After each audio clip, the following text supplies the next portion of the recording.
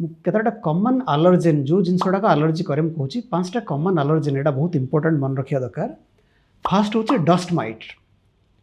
आम जो घरे बेडसीट रे तकिया रे जदि झाड़ीबा से जो डस्ट गुड़ा रहे से कहते डस्ट माइट से हूँ मोस्ट कॉमन एलर्जेन और एलर्जी तैयारी करने वस्तु।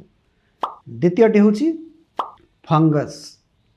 जदि घर कांथ जदि ओदा रोथो से धला कला जो देखिए गोटे कोटिंग पड़ज बेले बेले नड़िया भांगिक रखिए धला कला रही कहते फंगस और फिंपी मारिबा सेटा हूँ गोटे कॉमन एलर्जेन जोटा छींक कर। तृतीयटी हूँ पोलेन। गछ जिते देखिए फूल धर से समय से कि बाहर उड़ीकी वायुमंडल को जीव से नाक बाजिले से गोटे हम पोलेन। चतुर्थटी हूँ फूड और केमिकल एलर्जी। केतटा खाद्य जमीक अंडा चिंगुड़ी कदली बैगण एटा हूँ कॉमन एलर्जेन्स बहुत लोग हुए। एटा हूँ फूड एलर्जी। केतटा केमिकल एलर्जी अच्छी जदि किसी परफ्यूम यूज कले केमिकल्स धूपकाठी बास्ना जदि रोसे घर गले तार धुआं बाजिले एटा भी गोटे प्रकार एलर्जेन।